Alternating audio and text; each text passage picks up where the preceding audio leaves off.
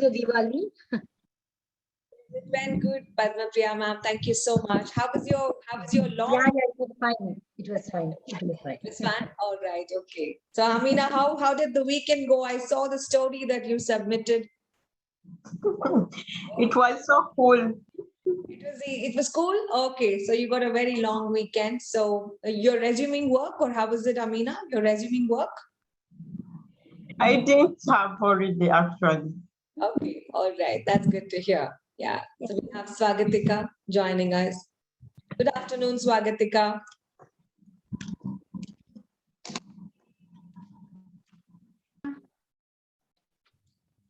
We have some more students to join us. Okay. Good afternoon. Good to see you all. Good to see you, Swagatika. Very Good afternoon, ma'am. Good afternoon, ma'am. Very good afternoon, Priya. So good to see you. Very good afternoon, Adeline.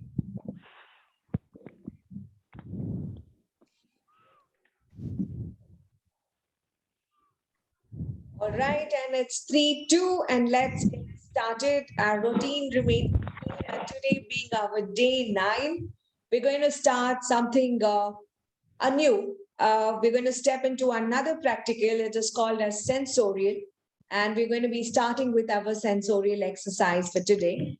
And as I mentioned earlier, it's going to be our day 9. So you can all make a note. It's going to be an amazing day. So it's a sensorial exercise, and if you're learning anything through sensorial, it becomes really interesting. And to give you a very quick brief about what is sensorial education and what did Dr. Maria Montessori believed, we have to start with that note and then we get started with our day. To give you all a quick introduction about Dr. Maria Montessori, most of you all would have seen her. In case if you have not seen the picture of Dr. Maria Montessori, I would share the picture of the wonderful women behind this amazing method of teaching and training for children called as Montessori way of teaching, or we also call it as the Montessori way of educating through the scientific pedagogy. So what did Dr. Maria Montessori believe? She believed that our intellect and the knowledge of the world, what we have it's all through the senses. Correct? It's all through senses. Now we are looking at each other. So we have our sense organ, eyes helping us to connect with one another, and I'm able to see all of you. All such amazing, wonderful women out there, I'm able to see and I'm able to connect. So that is where Maria's Montessori sensorial education began. And as human beings, we all are sensorial. I mean to say, we are all absorbing our knowledge about the world around us. So we are seeing, we are hearing, we are touching, we are smelling, and we are tasting what's around us. Correct? And through this senses, we're going to collect some necessary information, and that's going to help our children to stimulate and work towards the development and creativity of our children. So what was the science behind it, and who were the two people who greatly influenced Maria Montessori? We're going to be seeing that in a very quicker note. So let's pause over here for a moment, and I would see if we have the entire class strength who have joined us. So we have Debalina. Welcome, dear Debalina. I'm just waiting for 2 more students, and then we can get started. So meanwhile, as usual, we have our circle time. So let's hear and let's stand up for our circle time. Everyone, come on, stand up for our circle time. Thank you. Our routine is say hello, right?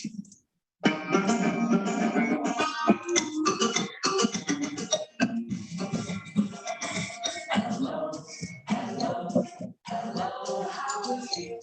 Hello, hello, hello, how are you? I'm good. I'm wonderful. I'm good. I'm great. I'm wonderful.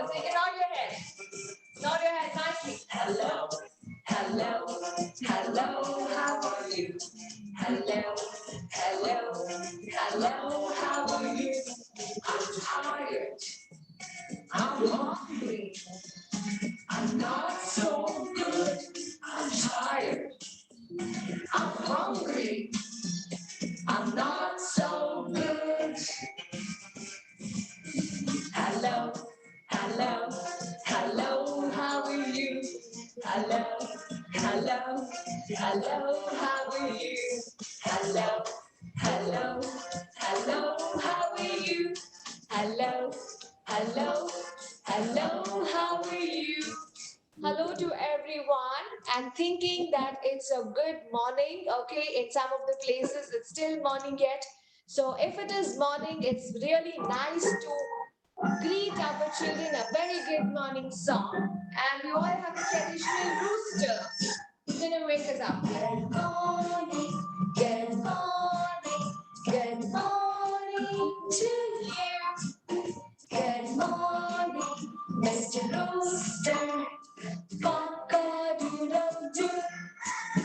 Good morning, good morning, good morning to you. Come on, Swagatika, stand up. Good morning, Mr. Rooster. Cock-a-doodle-doo. Cock-a-doodle-doo, cock-a-doodle-doo. Good morning to you. So it's a good afternoon to all of us. A very good afternoon.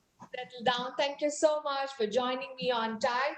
And today being our day 9, as I mentioned earlier, we're going to be starting off with a very new topic, and that's considered to be as our sensorial education. Okay, so we are going to start off with our new topic for today, and that's going to be sensorial. It's a practical session. And today being day 9, it's a wonderful Monday morning. Sorry, a one Monday afternoon that we're going to be having. Yes, very good afternoon, Mani ma'am. Thank you so much for joining. Yes. So are we ready to get started with the day 9? Yes. Can we proceed further? Okay, so settle down. So you can keep your stationery, you can keep your notebook very close to you so that you don't have to run around here and there. All right. Okay. So, yes. So let me quickly share my presentation. I'll quickly give you a brief introductory about why the sensorial education is important for all of us and what was the usage of all of this sensory education together and who was the person who actually initiated the sensory education is something which is important that we would be working together. Okay, I'm muting all the participants for at least 10 minutes. So we have to do the theory and then is what we go back to our practicals. Okay, so she is the wonderful lady behind our Montessori education, and her name is Dr. Maria Montessori. And whatever that education in Montessori that we are doing is all her work. And she believed that we need to be giving more importance to the sensory education. As I mentioned earlier, we human beings, we're all observing the knowledge, whatever we have around the world through multiple senses. We are seeing, we are able to hear, we are touching, we are smelling, we are tasting, whatever things that are there around us. Correct? So through our senses is what we are collecting a lot of information. And through that, we're able to help and stimulate our children. And children are going to be taking up these sensory exercises so that they develop some of the exercises. Now, who were the other two people who greatly influenced Maria? Now, before I get started onto these people who influenced her, we need to work a little beyond the history of it. See, when Maria graduated from the school, she wanted to take up the medicine as a practice. And at that particular time, Italy was not that very supportive towards the women education, and Maria had to really struggle. And due to the help of Pope Leo 12 or 13, Maria gets to understand and she gets the opportunity to join into a particular medical course. So what she does is like she writes her thesis, she presents it in front of many people, and her work would actually get appreciated. And because of this, Maria still got the doctorate and she became the first Italian women doctor who could pursue medicine. But still, there was an issue because she could not take up the job as the doctor over there. So what did Maria do slowly? She took up the surgical assistant job. She worked with very, very famous French physicians called as Edward Seguin and Jean Etard. Now, these were the two Frenchmen who were working with mentally challenged children. When I'm talking about the mentally challenged children, they had these developmental issues. And what these two men were doing was like they were developing series of exercises. Now, those exercises helped children so that they could train their senses. So it was more like a practical life skill exercises that these two men were actually doing. And since Maria had joined as an assistant over there, she started observing their work. So she was like, okay, these two men are giving a lot of exercises to stimulate the children's sensorial education. Okay, will this work? And what Maria does was like, okay, so she was closely observing every child. And she was also developing some of the materials for all of them, which we call it as a scientific pedagogical manipulatives or materials, because it's going to help our children. So she gave a lot of materials for children to touch. The more that the children were touching those equipments, what happened was like they were getting that stimulation of sense of touch. They could feel and embrace how well or how beautiful that material was. And because of all of that, and also because of the other two people, it could be the Rosia or Pestalozzi, Maria started working more and more towards the sensory education. And all of that led to the strong foundation of learning through doing. So children learn a lot by doing. And that's our foundational principle of our Montessori education also. That's the reason we have created a lot of hands-on exercises for children. We have many materials all across in our Montessori classes. Now, what did she do at the beginning? She started her career. She picked up some of the students who did not have the opportunity to actually work with materials. They were deprived of all the sensory stimulation at that particular time. So she brought those children together. She accumulated all of them together. She created an environment and gave them good amount of opportunity for children to explore the materials. So what did children do at that time? Children started looking around those materials. They started classifying. One started to teach another. She did not teach anything at the beginning. She just let the children observe the materials just like that. Now, what did the children do at that time? They had their own experience. They started looking around all the materials in that environment. They classified, they learned, they organized, they sorted, they started getting adapted to that environment.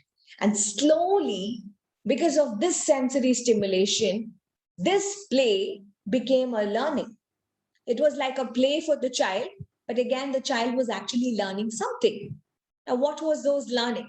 She gave them real work. It was not like a toy or something. She extended the child's interest by giving materials which was real. So that means watering the plants. It's a real work, right? So we need to water our plants. You need to take care of your environment. So she gave them brooms. She gave them mops to clean around. She asked them to dust all around. So children started learning all that work, and the work became joyful, and that became a learning. So all of those materials were real. And children did do the real work or did the real learning, which was very, very important for our later stages of our lives, wherein we become much more independent. So these were some of the exercises Maria felt that we need to develop at the earliest for our children. Now, when she set all these materials outdoor, children started to explore even more. She said, okay, now we cannot give all the materials to learn for certain things. She said, let's start to isolate. What do you mean by isolating? Every material will have a particular quality. When we are talking about the quality, I use my red rods to teach lengths. I use my pink tower to teach sizes. I use my color tablets to teach color. So she started segregating or isolating the materials based upon a certain quality of a material. It could be the color or size or shape, etc. So whatever children did at that particular time, she started observing, okay, this child is actually working this way. Okay, she started refining the work, whatever children were doing. And at the same time, she also saw like how children were extremely asking for more and more amount of work. That's how slowly she started grading from one set to an extreme different level so that, the child was getting a similar experience. And then she further subdivided. From here, you need to note down. So from here, what we need to be noting down is like, when we are talking about the sensory education, we will have to further divide our senses into multiple things. We see with our eyes, and we call this as our visual sense.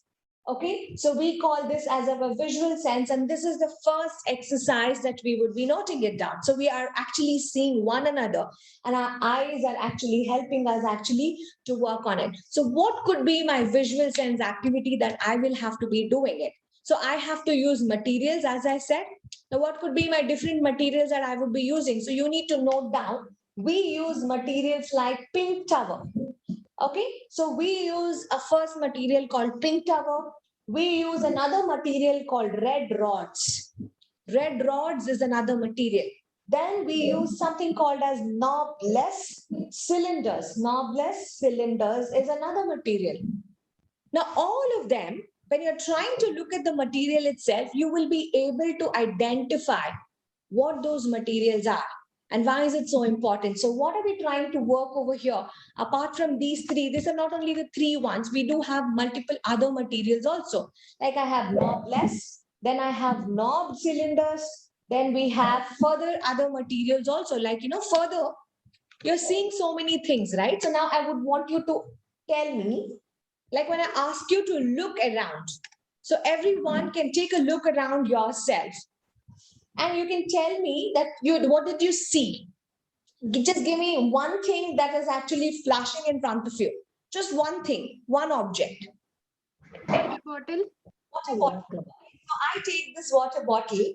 Now, can you further classify or further characterize this particular water bottle? What is the color of it? White. White color. Okay, what is the shape of it? Cylinder. Cylinder. And what is the capacity of it? How much of the water can it actually take it up? 300 ml. Okay, so this 5 milli. yes, so this 500. is further categorized. So you have a water. 500 ml now. Yes, it's a transparent water bottle. So if I'm pouring something, I would be able to see. Now, if I'm pouring an orange color juice, your water or the liquid is going to be in orange color. If I'm pouring the watermelon juice, it's going to be in pinkish red. Right. So here is what we're trying to work on the color also. So when we're dealing specially anything which is related to our sense of sight, we are somewhere linking to our colors, don't we? We are also linking to our colors, right? So we are linking to our colors also. So that's when the visual sense can further get subdivided into something called as chromic sense or chromatic sense. So we have something which is related to chromic, or it's also called as chromatic. Chromatic and chromic are related to our sense of colors. You are actually seeing some of the colors. Now, what is it? Where does the white color fall under? Is it a primary color? Is it a secondary color? Is it a tertiary color? Or is it a universal color? We're going to see that a little later. So for now, we are seeing some of the objects. And those objects, to define them, we would have some of the materials in our Montessori. And further, the visual sense, we can further subcategorize into another sense. Now, basic 5 senses are what? Seeing, hearing, touching, smelling, and tasting. These are the 5 senses. Okay. Now we have added the 6th sense, which is related to our chromic sense. So that's our chromic or the chromatic sense. So Maria further subdivides them, So we need to also see colorful things all around us. Thank you, Monica, for that. Okay. So the next important thing that you can actually note it down is like, once you have your chromic sense and other things, now what did she do when she had that bottle? Okay. Now, can somebody else give me another material that is there around you? Any one of you, apart from the bottle?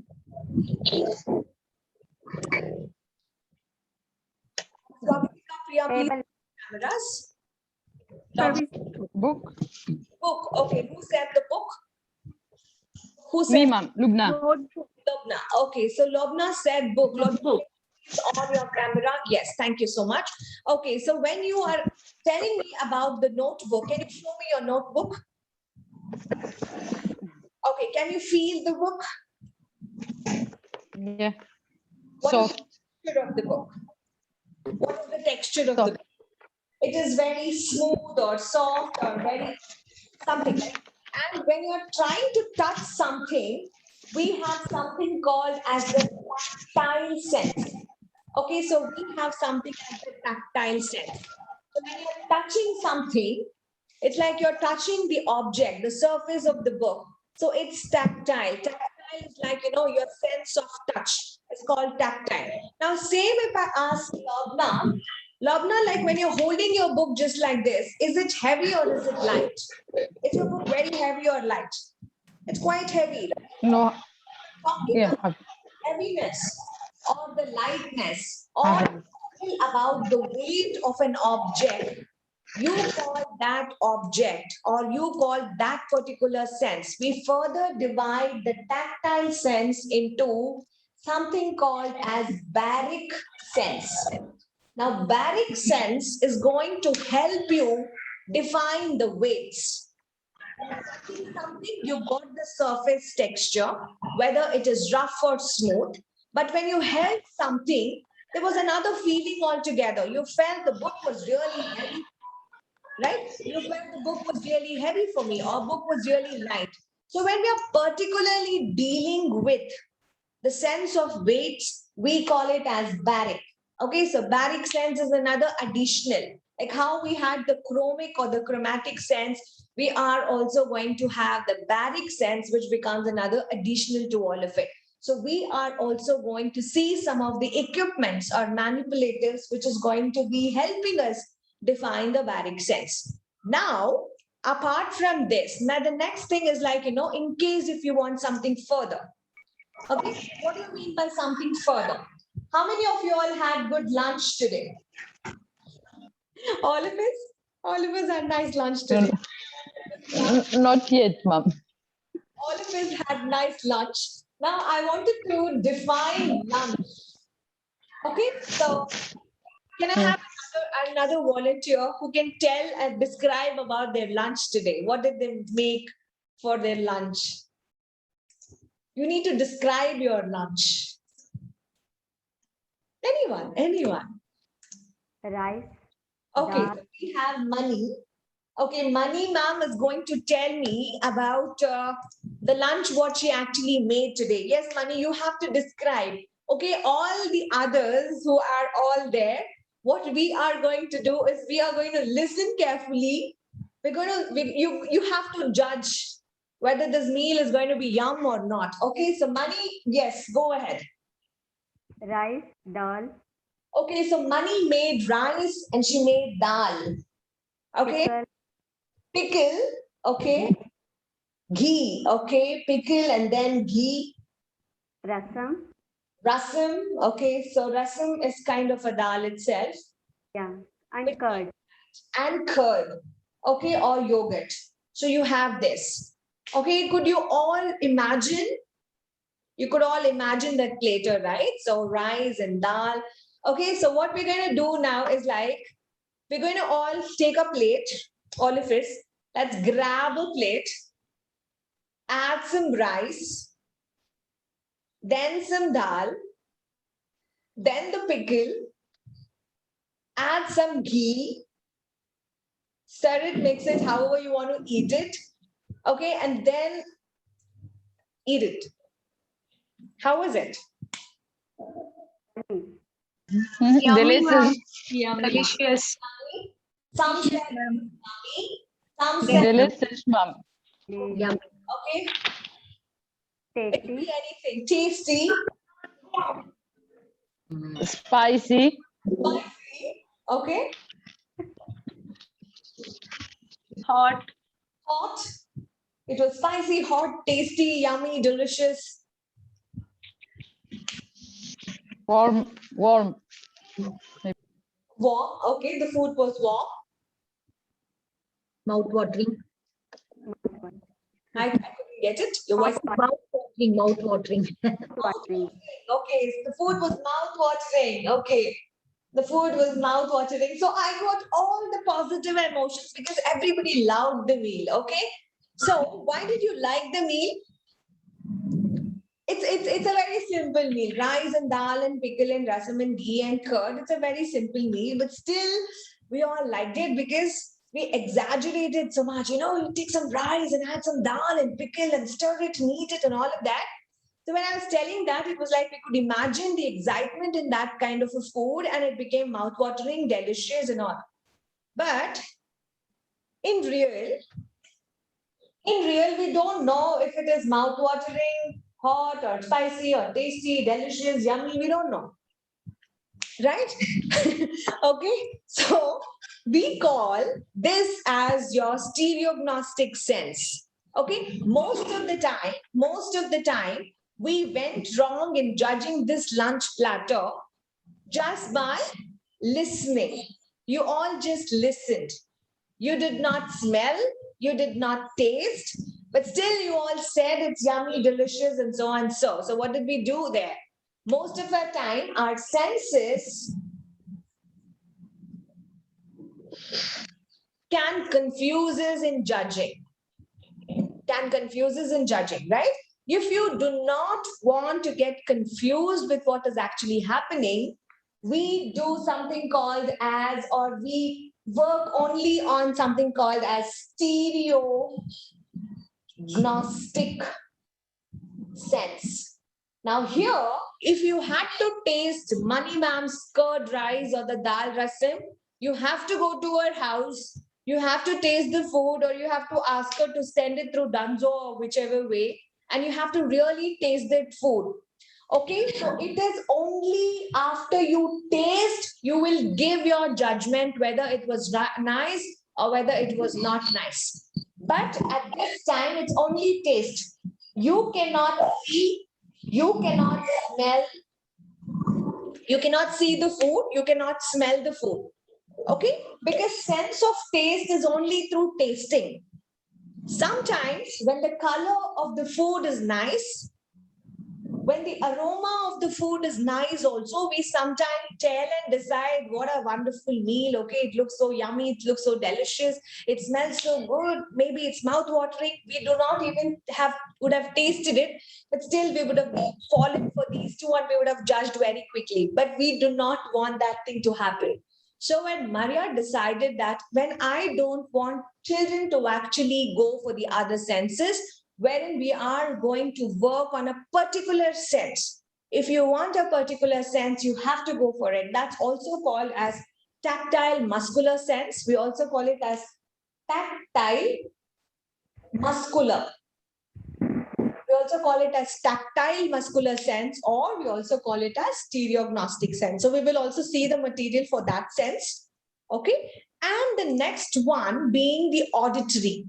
Right? We all heard such a wonderful meal. So that was really good enough. So everybody close your eyes for a second, 30 seconds, and just concentrate on the sounds around you.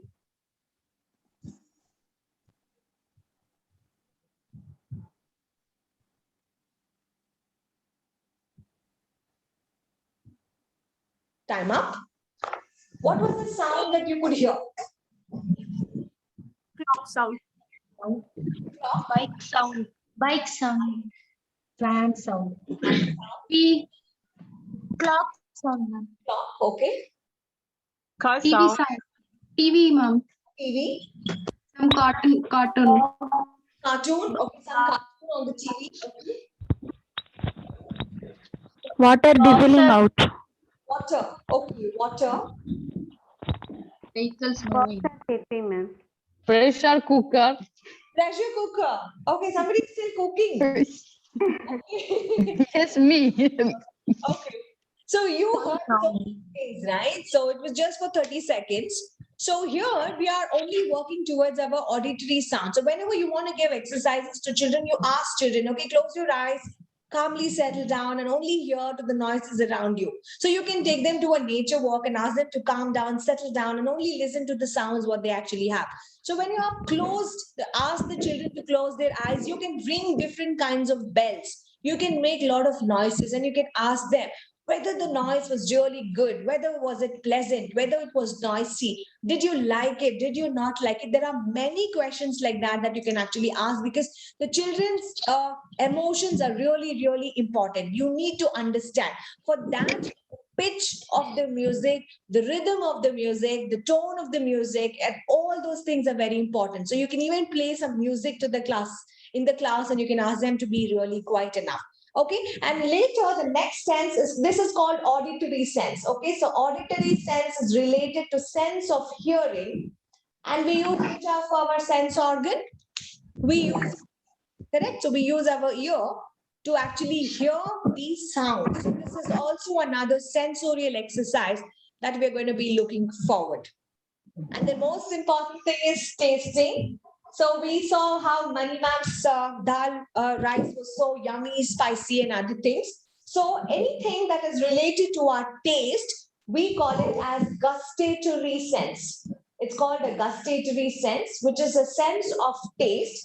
And we use our sense organ, tongue, to define our taste. And what could all be the taste? It could be sweet, it could be salty, it could be sour, it could be bitter, it could be spicy. So all our tongue, the different parts of our tongue is going to define the different, okay, different taste buds. They're going to define our taste accordingly. Okay, so this is called the gustatory sense, and we would also be seeing our gustatory sense. And towards the end, we are smelling something, right?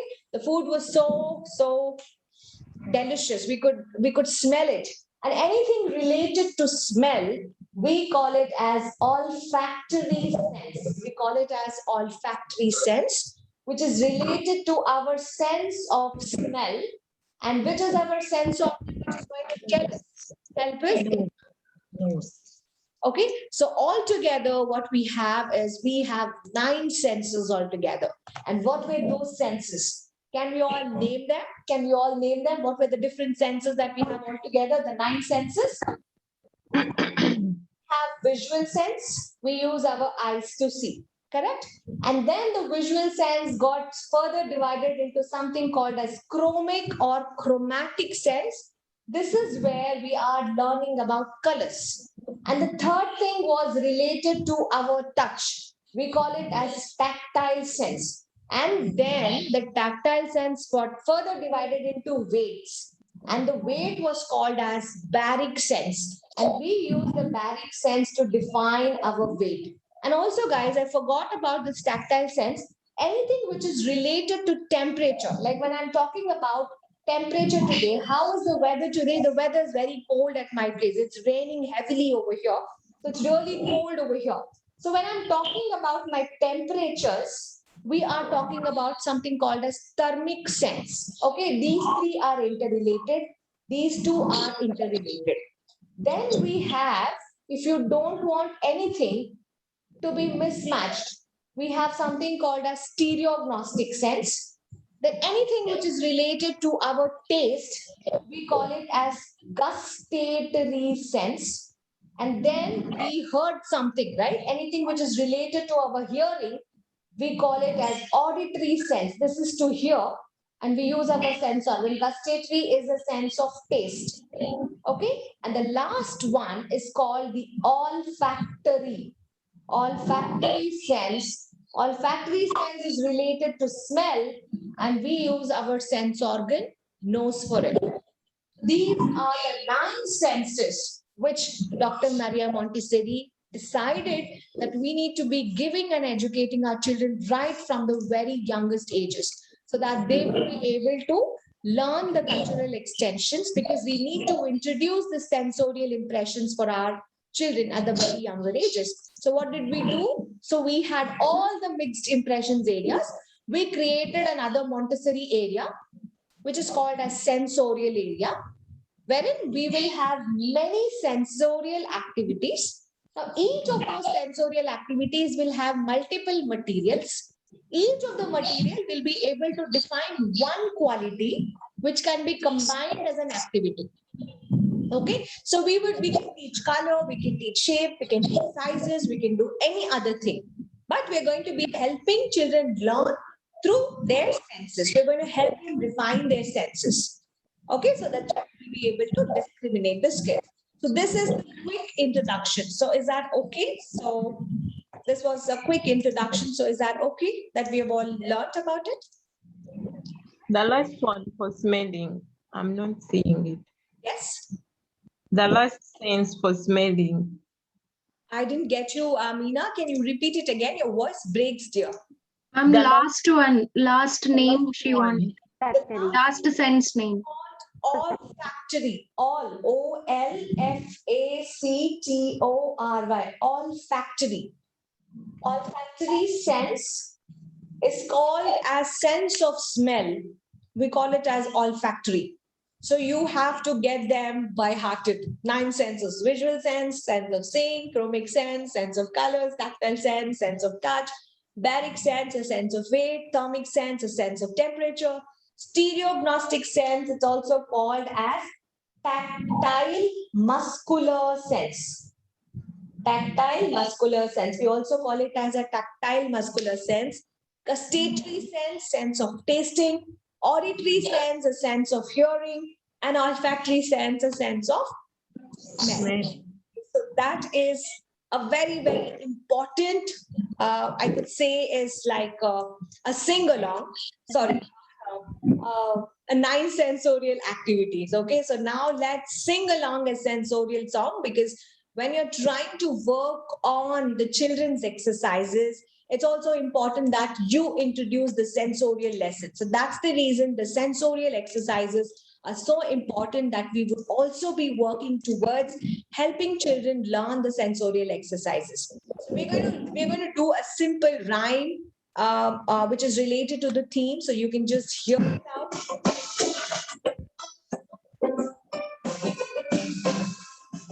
It's very simple, pretty simple it is. See with my eyes. I see with my eyes. I see the sky up above and the stars up above, and see with my eyes. I hear with my ears. I hear with my ears. Hear the birds singing morning and music played on. I hear with my ears. I smell with my nose. I smell with my nose. I smell the thing at the apple pie and the flowers I will walk. I smell with my nose. I smell with my nose. I taste with my tongue. I taste with my tongue.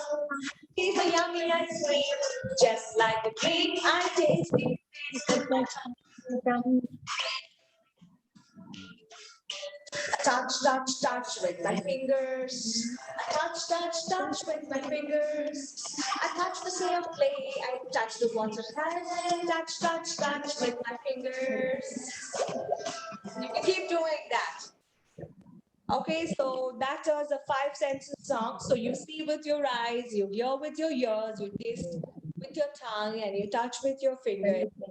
Okay, so you hear with your ears. Those are the simple 5 senses song that you can play. And you can download any of the sensorial exercises as and when it is required. Okay, so let's move on to our first exercise. So please note down the first exercise. What you have here is called the red rods. Okay, so it's called the red rods. Can you see something over here? It's called the red rods. Now, it was very much similar to how we had our mathematical materials over here. Now, when I'm taking any of this rod, now it is red in color, and you can see it's a very short rod. Okay, so how do I define it? I do have how many rods over here? If I'm counting, it's 1, 2, 3, 4, 5, 6, 7, 8, 9, 10. So I would have 10 rods in total. And all these rods are going to help me define one particular concept or quality. So what is that? It's a visual sense. Okay, note down the first heading is visual sense. It's your visual sense. first material what we are going to use is called as your red rods. So we are using the red rods to introduce the lesson for our children. Okay, the first material is your red rods. Red rods are going to be introduced in your classes. The first one. Now, why do we use red rods? What is the purpose of it? And first important thing is like we need to understand the material because you have multiple things. Okay. So what are those multiple things that is required for you is like you need to first understand what is the purpose of this material. First get an understanding why am I using this material? Is it really important for me? Which skill is it going to be helping me define the children's ability? So this is the first thing that you have to do. So what is the purpose? Why do I use this material? Why do you think that you use this material, red rods? Now, when I'm showing you these two rods, just take a look. When I'm showing you these two rods, what are the different things that you can actually teach? Length, color, Length. You can length, length of the rod. Okay, when you're teaching the length of the rod, you will keep this as short and this as long, right? Because it's pretty long enough and this is short enough. Okay, so I would be teaching something called as long and short for my child. And how could you do that? How could you do that? Which sense organ helped you to do or visualize this? It was your eyes, right? The moment I showed you this, you were able to visually discriminate the lengths of each of the rod and you said, I can teach lengths using this rod. So it helped me to actually work on my visual skills presentation. So I would first introduce the red rods to my children. So what I should do, I will take the children to the shelf where I would keep the red rods. I'll show them, I'll point it out and I'll say, this is red rods. Okay, so this is where we're going to be stacking it. So what I will do is like now I will take the shortest red rod, whatever I have, and I'll point to that shortest red rod. Okay, and I'll ask the child to carry it and put it onto the mat. And slowly I'll tell children to carry one after the other. And the child is going to lay everything where? Randomly on the mat. Now, after you put randomly, see, after the purpose, what you need to do is presentation. You need to present it. So what you will do, you will call the child, you will show the child how to present it, and you will keep them on the mat, right? And randomly now the child will start looking at each of the rods and the child will experience it. The child will also take and keep it. So the child is also learning to lift the rod and to position the rod. Now, when the child is trying to line up, what do we mean by line up? Sorting everything in order, they can make up some mistakes. And those mistakes are called as control of error. You need to know these terms, okay? When the child is actually working on certain materials, there is something called as a built-in error or an error of control. So error of control, if you are looking at my third this thing, see when I'm stacking all of them, say for example, if I'm stacking only these 4 of them, okay, so it goes from the shortest to the longest. So that means this is correct. So short and it is in sequence. Now what if I would have placed something like this? Visually not correct. Visually itself it is not correct. There is some kind of a error which is already there, correct?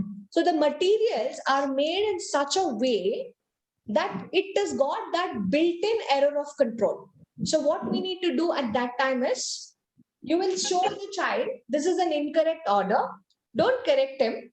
The child will understand. You start showing it one more time and then the child will start to correct it back. So this is called discovering their own errors. And all the Montessori materials inbuilt have this particular order. Okay, so they have this built-in control of error. When the child notices that error of control, they are given opportunity to discover their own errors. They become experts in understanding everything and arranging everything sequentially only when they are practicing more and more. The more the mistakes that they make, the more they are able to correct their mistakes and they become really confident enough. Okay, so this is one thing.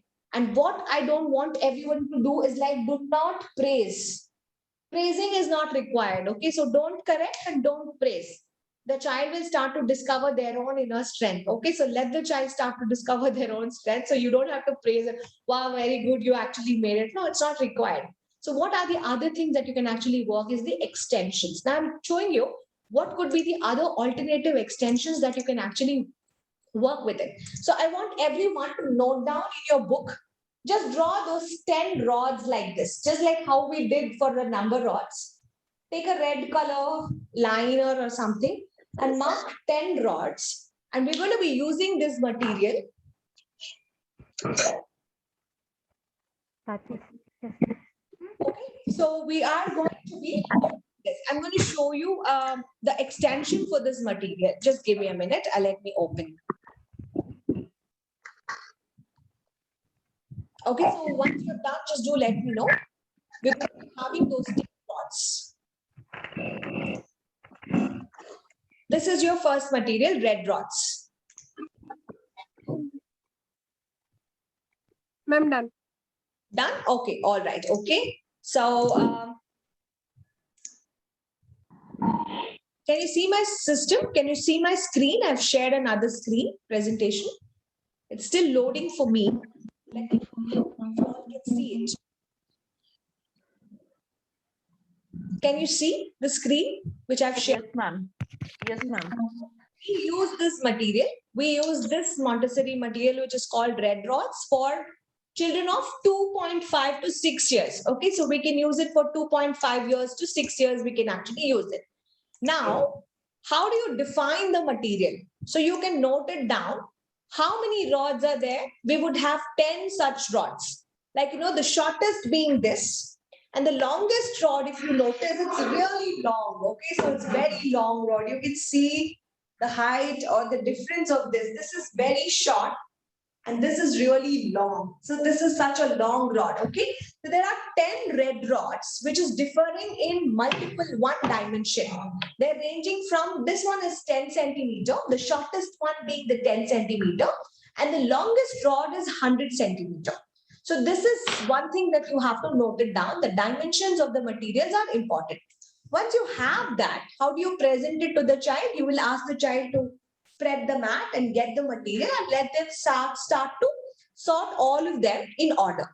Now, what are the other things that you want to introduce over here is the language. Now, when we are talking about language, you say multiple things. Now, say, for example, when I'm introducing this one, I say this is short.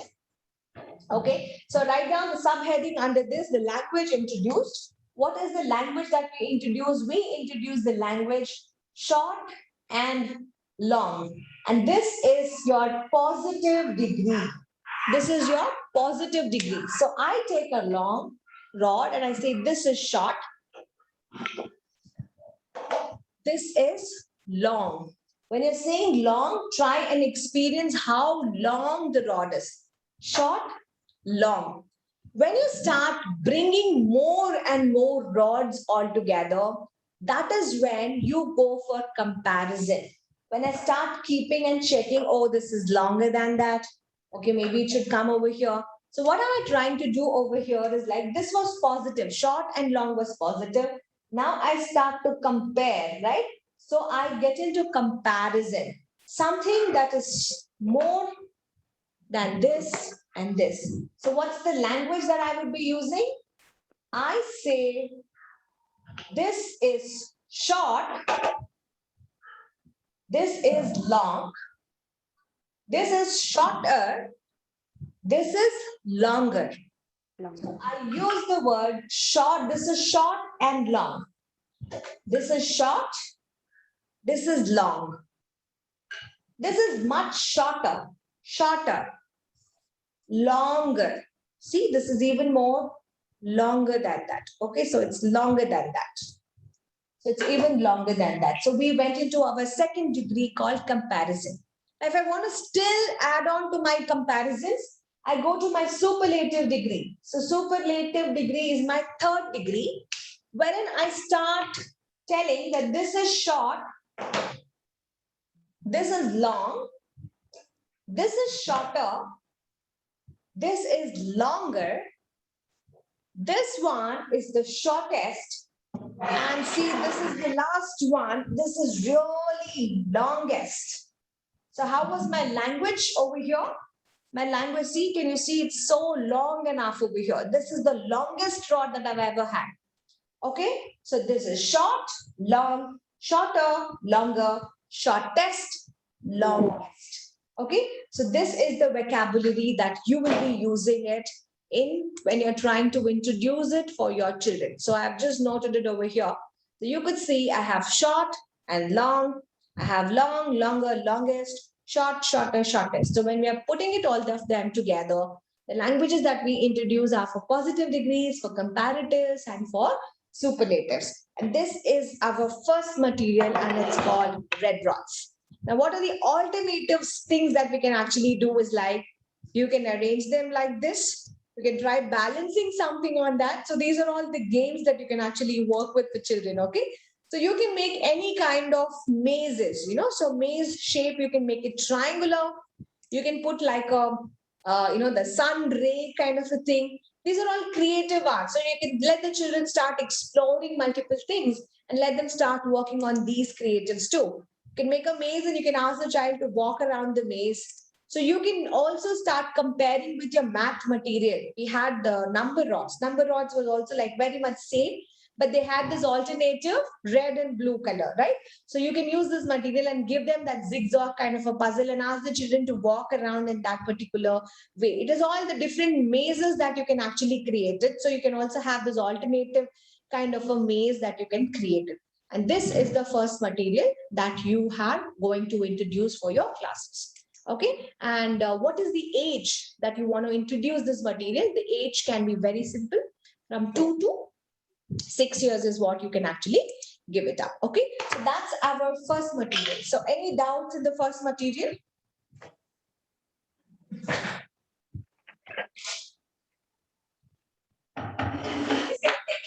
Is there anything you can just ask me? Because I'm going to be setting up for the second material right now.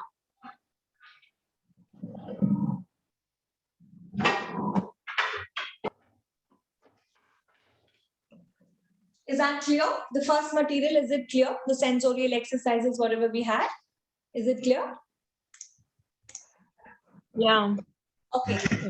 We used, what was it? It's called red rods. So we used red rods to introduce short and long. And along with that, we also got an understanding of our positive, comparative, and our superlative degree. The second material we are going to be using is called as pink tower. So everybody note down, we have the second material in our visual sense. It's called our pink tower. And why do we use pink tower? To define a quality, big and small, or we can also introduce the vocabulary as large and small. So what does this pink tower have is, we would have some cubes and we are going to be stacking those cubes from the largest to the smallest. How many such cubes will be there? There would be 10 cubes, which is ranging from 1 centimeter cube to 10 centimeter cube. What do I mean by 1 centimeter cube? I would have the most tiniest of all. Okay, so I would have the most tiniest of all. If you see, this is my 1 centimeter, very, very tiny pink colored cube it is. Okay, so it's a very tiny cube. If you all can see it here. I think this is better. Okay, so this is my 1 centimeter cube. If I go with the next size, this is my 2 centimeter cube. See the difference. So it's actually growing up, right? So we have the 2 centimeter cube one. Then I have my 3 centimeter cube. Why do I say 1 centimeter cube, 3 centimeter cube? I can take my ruler and I could literally measure the number of centimeters over here. And you would see it is 3 centimeters. Okay, so this is 2 centimeters. This is 1 centimeter. So that's how you would define. So I would have cubes ranging from 1 centimeter cube to 10 centimeter cube. So I can randomly pick up the cubes till they are smaller. The larger the sizes are, it becomes difficult for a child to hold it this way and carry it. So what we generally do is like the child will take the cubes, put it into a tray, take it to the sitting place, and then they start working with the allocation of the sizes. Okay, so you randomly spread everything onto your working mat and the working rug. More it becomes difficult or larger the size is, you will not carry it like this. Not carry it like this. The chances of dropping it down. So you have to put one of your palm facing it, and then you would put this one, and then you carry it from one place to another, and then is what you would be putting it onto your working rug, because the cubes are going to be slightly large enough. Okay, so what did we do? Randomly we are stacking everything one onto our working mat. Now it becomes easy for all of us to stack. Now what do you mean by stacking? You're going to build a tower. So you take the largest of all, you start comparing the sizes through your visual sense because you're able to see everything, and you start building the tower one on top of the other. You start building one on top of the other, just like this. Okay, so I'm going to build it here. So because my camera is very slow, so we start building the tower just like this, one on top of the other, and the child will be able to see like how the tower is actually getting built. Now, if at all if there was error, and if the child could not build the tower properly, if the child did not or could not build the tower properly, then is what they would have an issue. Okay, so they would now feel, yes, I'm not able to.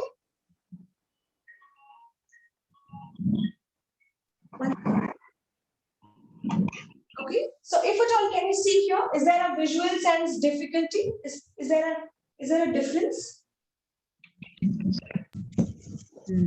Slightly bigger. Is it correct?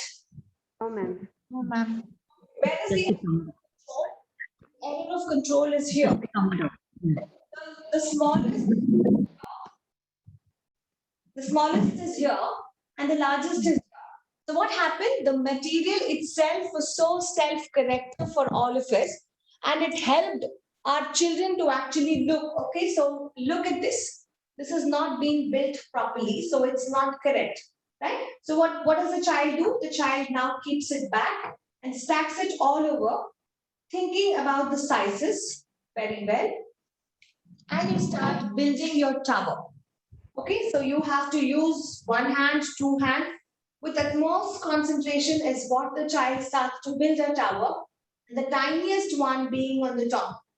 Okay, so you built a tower, and the name of this is called a pink tower. Okay, wherein you have how many cubes all together?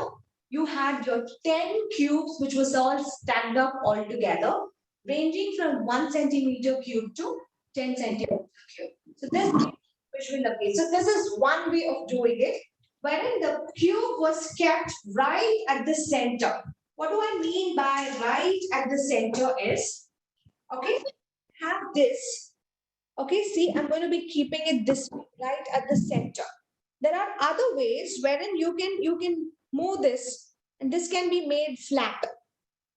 When I make it flat, it looks totally different also. Okay, so two sides it's going to be flat like this. This side and this side it's going to be flat, and it will look. The first, I built it in the center. I built it exactly at the center. There are two ways that you can actually build it up. So what am I going to teach over here is to the child, using my Montessori 3-period lesson, is what I'm going to be introducing. What is large, what is small, and how do we exactly do that? So the first thing that I'm going to be working is like, working on towards our okay.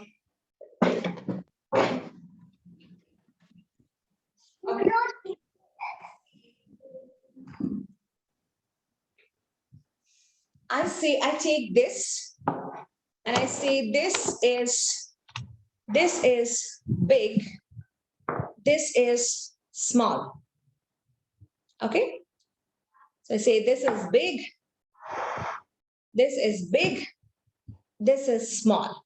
So we had positive degree. Now I start to compare. Again, another one over here. I start comparing. So this is already big. Now when I have something bigger than that, this is bigger. This was big. This is small. That's something Yeah. smaller. So I have my Smaller. of teaching something. So we introduced what? Big, small, bigger, smaller. Now I start taking another one, okay, which is the biggest of all. I say this is biggest. And I can bring something even more smaller. And I could say that is smallest. Okay, so you can have the comparison for yourself. So this is how it becomes. Okay, so the language is like big, small, bigger, smaller, biggest, smallest. So we introduce positive degree, comparative degree, and the superlative degree. Now, how do you write it? How do you write it in your books? So when you're trying to write in your books, you can say, this is big, this is small, big, small, bigger, smaller, big, small, bigger, smaller, biggest, smallest. So you can write it in that particular way. Okay, and now you can compare it with nature. So you can bring two books all together from any of the places and you can compare whether it's a big book, big tree, small tree, big bottle, small bottle, big ruler, small ruler, and you can start comparing to your nature. So you can collect objects from where? From your environment, and you could introduce the topic of big and small to your children. Clear? So this is the material that we would be using to introduce big and small in our Montessori, and it's called Pink Tower. So why do you think that the name Pink Tower has come? Why do you think the name Pink Tower has come? The material is in pink color, ma'am. The material is in pink color, but earlier if you see, the materials were all in brown color. Okay, so later is what they have. It's also important when you are keeping it back also. It comes in a box like this, so you need to also keep back your materials in such a way that it looks like a tower itself. Okay, so it's important to keep back the cubes also. So you have to introduce children to keep back the materials also. So you get it in two ways. One is the horizontal one, just like how I have it. Some of them do get the vertical stands wherein you can stack them just like that, and you could keep it all together also. Okay, so that's your second material, which is called as your pink tower. All right, I'll just give you 30 seconds break. Just do a quick warm up. I know sensorial is a little boring, but we need to make it as exciting as possible. If there's any doubts, you can just ask me. Meanwhile, I'm just opening it up. Is there anything that you want me to repeat? Or write it down, okay? We'll do a quick sing-along and then we can settle down.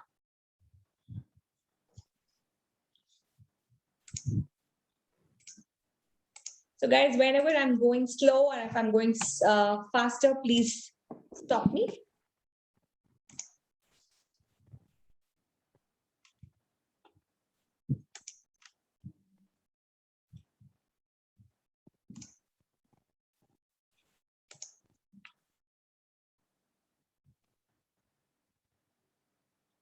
One second, please. Because I had not planned up for the sing-along. That's the reason I'm trying to open up.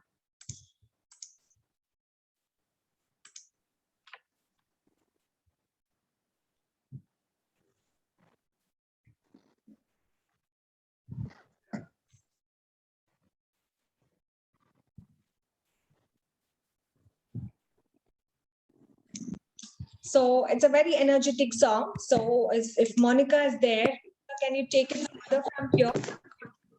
I'm going to catch you. Monica? I'm going to catch you. Okay, ma'am. Sure.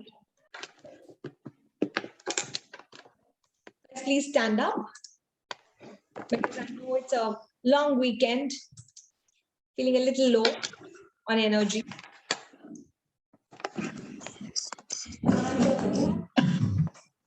Okay, so can we all stand up? Yeah, thank you. Here we go. And here we go, this way.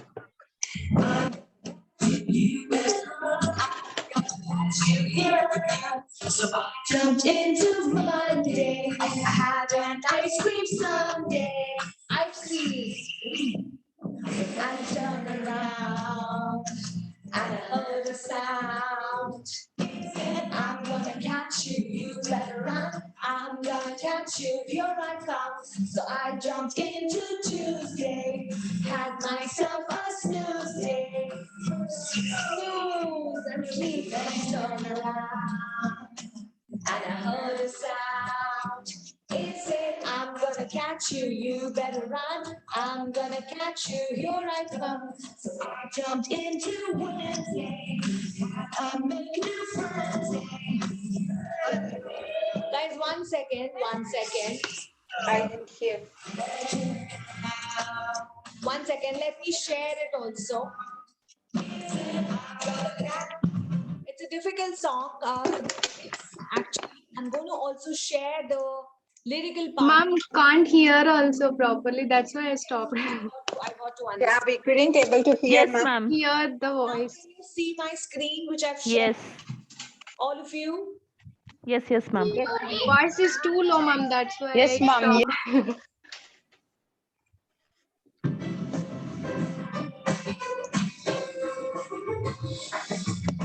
So you can take a look around. It's called I'm Gonna Catch You. It's a day song. I'm gonna catch you, you better run. I'm gonna catch you, here I come. So I jumped into Monday and had an ice cream sundae. Ice cream.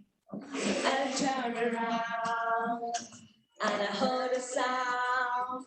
It says, I'm gonna catch you, you better run. I'm gonna catch you, here I come. So I jumped into Tuesday, had myself a snooze day. Snooze day, a lazy day. Then I turned around and I heard a sound. It said, I'm gonna catch you, you better run. I'm gonna catch you, here I come. So I jumped into Wednesday, had a make new friends day. Hello, hello everyone. Then I turned around and I heard a sound. It said, I'm gonna catch you, you better run. I'm gonna catch you, here I come. So I jumped into Thursday, had myself a nurse day. Nurse day, checking.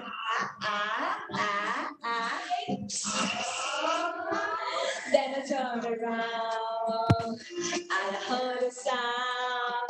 It said, I'm gonna catch you, you better run. I'm gonna catch you, here I come. So I jumped into Friday, had myself a shy day. Then I turned around and I heard a sound. It said, I'm gonna catch you, you better run. I'm gonna catch you, here I come. So I jumped into Saturday and had my baseball batter day. Baseball, everyone. Then we then turned around and I heard a sound. It said, I'm gonna catch you, you better run. I'm gonna catch you, here I come. So I jumped into Sunday, had a super fun day. Yay, Sunday! And I heard a sound. It says, I'm gonna catch you, you better run. I'm gonna catch you, here I come. So, yay! Thank you so much. Thank you. So that was one of the songs from our team itself. Thank you. Thank you so much. Thank you, guys. Please settle down. So we did a song which was related to sound. So we had the auditory sense, which was actually involving a lot, and you had to hear a lot of sounds, and you had to perceive a lot of days also over here. And we did about Sunday, Monday, Tuesday, Wednesday, Thursday, Friday, Saturday. It was also linking to our actions. On Sunday, what did you do? On Monday, you had an ice cream. On Tuesday, you had a snooze day. On Wednesday, you had something else. And then Thursday, it was a nurse day. Friday, it was like a shy day, right? So it was all related to how your days actually went across. So you can always bring in some kind of music and movement into your classes to keep up your energy. Okay. So I wanted to bring this because I know sensorial is going a little slower. And it's a little boring topic too. So, but we need to bear and we need to be with all of us because we need to complete the material also. Okay. Let's move on to the third material. We just did now our pink tower. And the next one is called as your brown stairs. Okay. So brown stairs is all for your thickness. Now, say for example, use the third material. It's called your brown stairs. And now, why do you use brown stairs? You have to introduce thickness to children. Okay, so thickness, thick and thin. For all your sensorial exercises, you need to do a positive degree, you need to do a comparison degree, and you need to do a superlative degree. Okay, so when we're doing all of that, what becomes your comparison? Lobna, what becomes your comparison? What is your comparison degree? Amina, what's your comparison degree?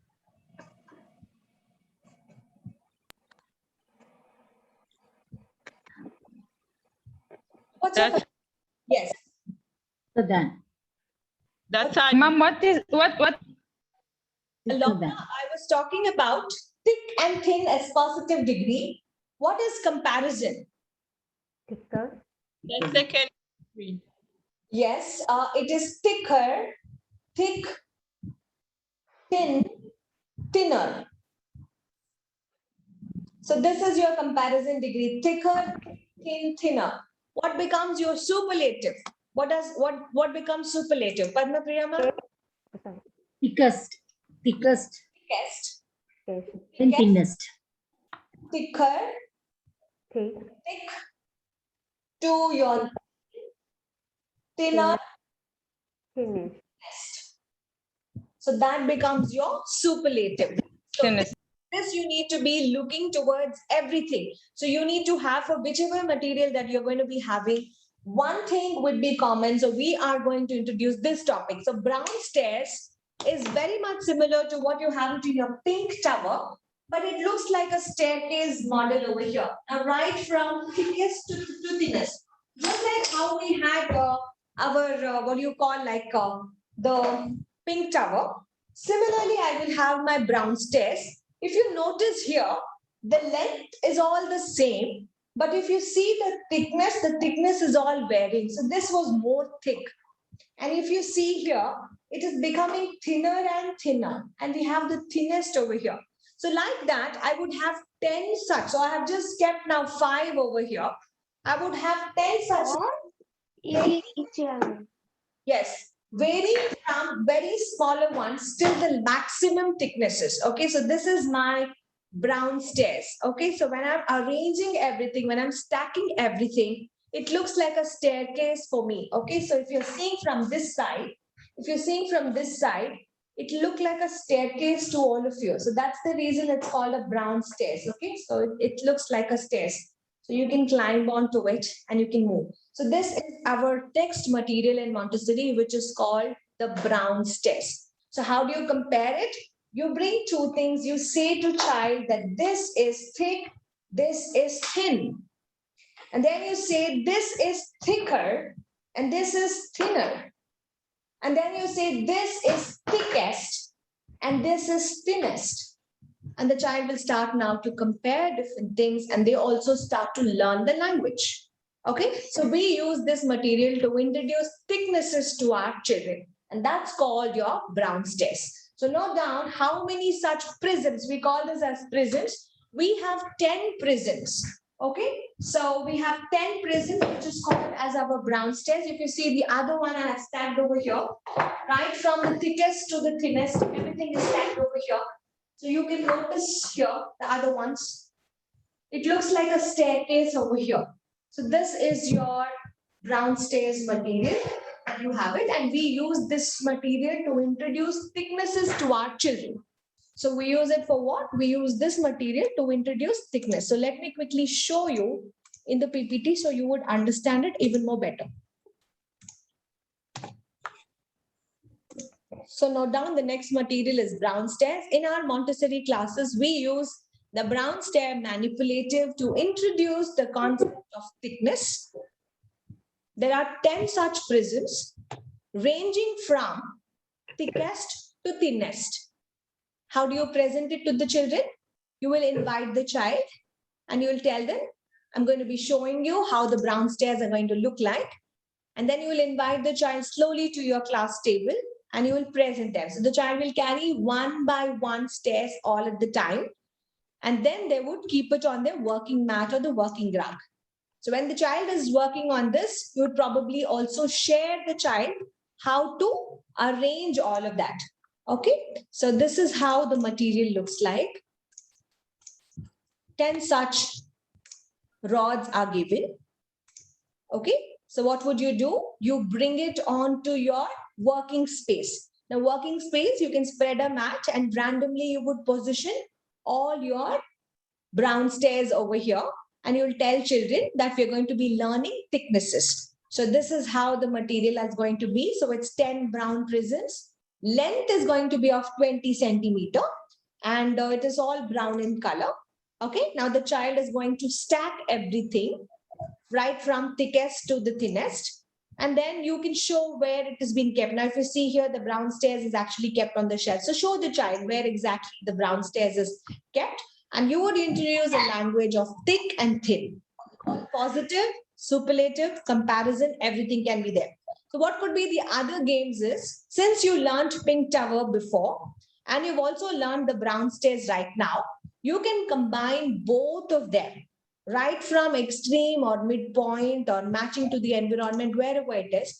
See, you can keep on that also. If you see the diameters of the largest one over here, if you see the diameter, the largest one over here, if I'm trying to keep the largest cube also on this, it's going to be very, very, see? So I can stack on it. So this is just for the visual representation that these sizes of the blocks, the diameter, the length of that particular block is going to be similar. So you can make the child actually to keep everything on one on top of the other. This is just an extension game. So let the child explore in whichever way that they wanted. It is all an alternative references that we can actually have. Now, since we use the number rods also, we can also keep number rods all together and let them make some kind of a arrangement. It looks really enough, visually pleasing experiences for the students also to keep those materials. So this is just an extension of what you can actually put it all together into the sensorial lessons. Okay, so this is one of the material. The next thing that we're going to be learning is called knobless cylinders. Write down the next material what we have is called the knobless cylinders. Why do we call it knobless? Because it doesn't have knob. Okay, the next one, what we have over here is called the knobless cylinders.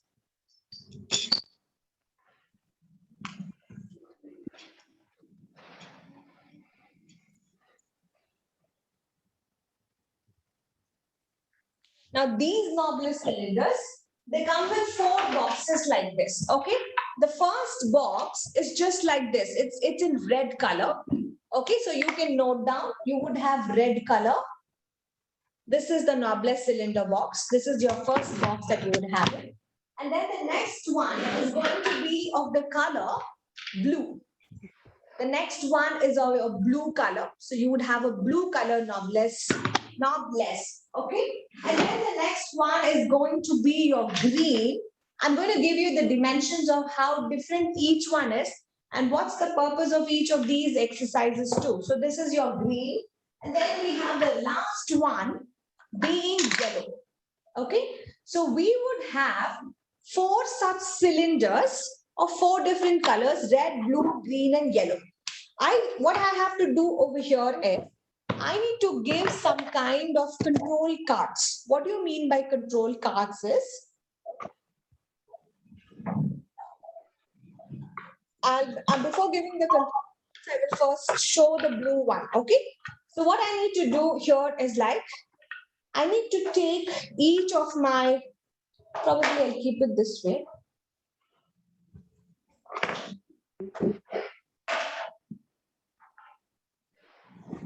Okay, so if I'm trying to keep this, what is one thing that you all notice? Can you give me the differences of what can I teach using this material? What would I teach with this? Long and short. Long and short, okay. Same Bigger, small, big, small. Tall, short. Rolling. So I can talk about the length, tall and short. I can't talk about long or short. We are Wait. talking about the length. Length, I cannot talk. Tall, Ma'am, yes, I can talk about the height. Okay? Ma'am, Yes. wait. Wait. Deblina here. Yes, Debalina. Ma'am, wait also. Wait, Wait also. wait or Wait. weight. You're talking about the weight. No, I would not be introducing weight here. I will Wait. height. Weight I'm not talking about. I will only introduce height. Now, what you could see over here is like the diameters of all these knobless cylinders are same. The diameter of the longest one or the tallest one is same as the shortest one. Correct? Dimension. These diameters are same. The diameters of both the cylinders are same. So I could say and define that I would have 10 such knobless cylinders whose diameters remain constant, whereas the height decreases. The diameter you can write down, the blue color one, for the blue knobless cylinder, you could say the diameter remains constant. So your diameter remains constant, but your height Decreases. decreases and your diameter remains constant. Now I can take something else, the red one or the green one or anything else, but you will see something else over here. Now in this, the height was decreasing, but if you get into the red colored one, over here, now you would notice something here. This is also similar to, this is the second one. Okay, so here what I would be working here is like try analyzing this one, what it could be. What Big is, and small. thickness, ma'am. you are now defining, you are now talking about the thickness. You're not talking about the height here. Ma'am, the diameter Big will and change. Yes, your diameter is now changing, but what is remaining constant? What is remaining constant? The height. Height is remaining constant. Correct. Absolutely correct. So we use the red color. Red harmless cylinder used Thick. to introduce thickness. So here the red one is introduced for thickness, not for heights. Now the red one, we're going to be introducing it for your thickness. So what you will say, thick and thin. You will introduce thickness here, but here you will talk about tall and short. The blue one was for your height. The red one was for thickness. You can define here as the diameter. Short. Adi ma'am, Yes. So you can say the height remains constant, but the diameter decreases in the red one. Height remains constant. The height is remaining constant, but the diameter is decreasing. And we use the red knobless. Knobless because it does not have a knob here. It is a cylinder. It is a knobless cylinder. There's no knob. So we introduced this to introduce thick and thin. So this was my second one. The red one is my second one. Now, similarly, I would also have my other colors, right? We also spoke about the other colors. We have still our green and yellow and other things. So let's see and define what do they vary in? What do they vary in? Okay. Now, if I'm taking the green one, let's observe here my green one. You will notice something here. Okay. So you will notice something here. What is it? Can I keep it this way? Diameter is decreasing. The diameter is Decreasing. decreasing and see the height. Height increases. The height is also increasing. Okay, so here, what can you teach? You can teach two things over here. Now, what are the two things that you will be able to teach here? You can also teach about the thickness and also about the height. So you are going to teach both in this. You're going to teach about the thickness, thick and thin. And at the same time, you can also talk about tall and short. How do you define this in the green one? As the diameter decreases, the height increases. As the diameter decreases, the height increases. See, the diameter is decreasing, but look at the height. The height is increasing. See, this is very tinier. So if you see here, it's very thin and tiny. The height is very less. As the diameter, noted? All of you? Yes, ma'am. Okay. So the last one is your yellow color one. The last one is your yellow. Let's see how this one is. Now you see the diameter of your green and yellow. Uh-oh, there's no space. I'll keep it on this. Yes, ma'am. Okay. So now take a look at the yellow one. In yellow, okay, so you can't.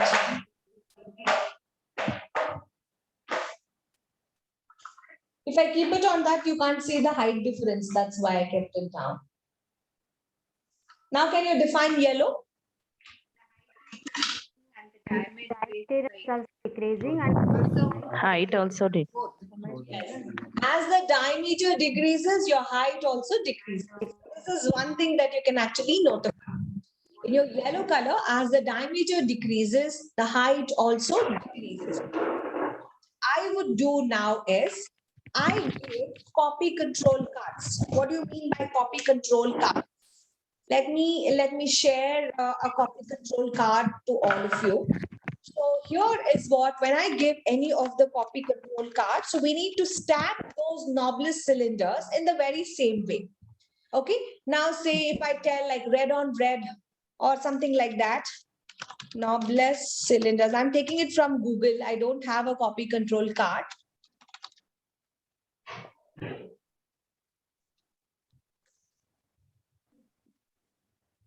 Just give me a minute.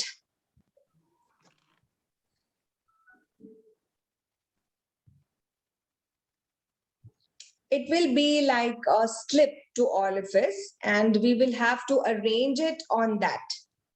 We will have to make some arrangements on those cards. Okay.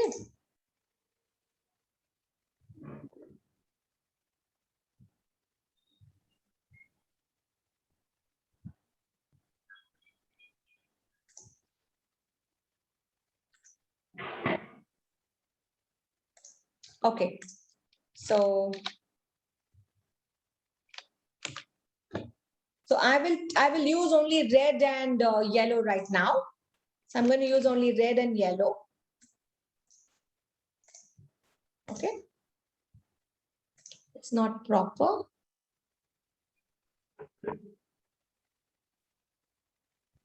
There are no printables available.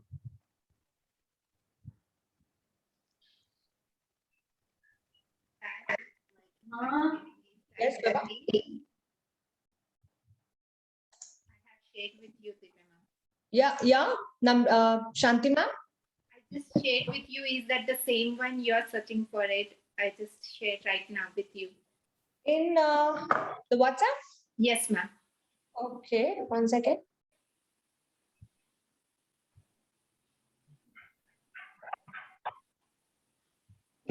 Because we used to give to the child to make their own designs. Not that, Shanti. That I'm not looking at Okay. that. There's one Okay. thing that you can stack on. Okay. Because when you are working on 2 dimensions of it, Okay. give them some kind of cards as printables, and the child will now start to analyze those. Yeah, I found one over here. Okay, so let's see here.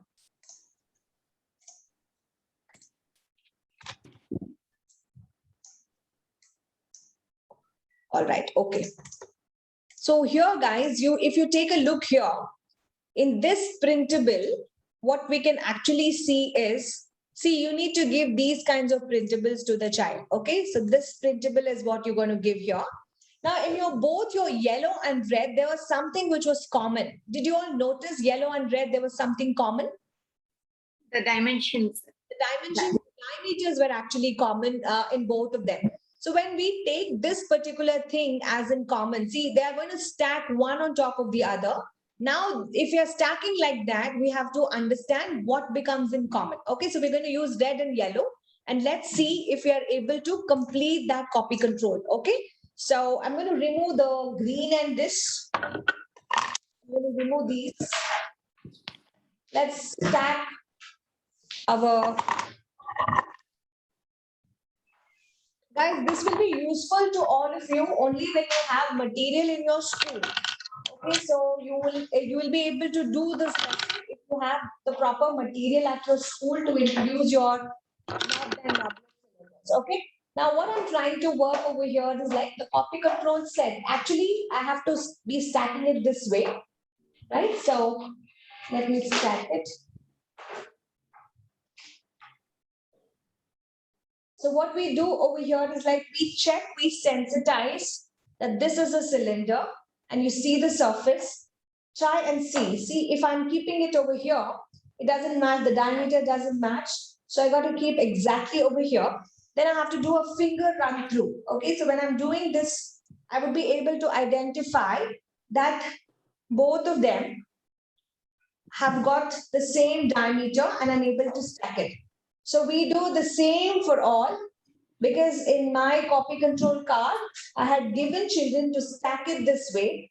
So I'm going to find out and I'm going to be stacking each one of them one on top of the other. So this is one of the exercise that you can do it. You can make your own printables, or the printables are available. Okay, so you can print it up. How does it look? It is not looking in a proper way to all of you, but now I'm going to be sharing that picture in your WhatsApp. So this is how it's going to be looking, because after stacking one on top of the other, it's going to just look like this. Okay, so I've put it into our crash course folder itself, that if we stack the yellow on red, it is going to be looking it in that way. Okay, so I'm going to be putting all of them vertically this way, and you would now be able to understand and see if I'm stacking one on top of the other, how do they actually look? So like this, you can give many exercises using your knobbed and knobless cylinders all together. Okay? So you can stack all of them, and that's how this is going to be. Any doubts? Or is it clear? Okay, and why do we call it knobless? Because it doesn't have a knob. No. Extension of this particular rod, we also use something called as the knob cylinders. Okay, so we use something called as the knob cylinders. Now, what are knob cylinders? The knob cylinders will have knob. Okay, now if I'm taking the same over here, okay, so if I'm taking something like this over here, I have something which is related to our same conceptual, but what are we going to be introducing over here is we would be introducing with the knobs. So let me remove it. Give me a moment.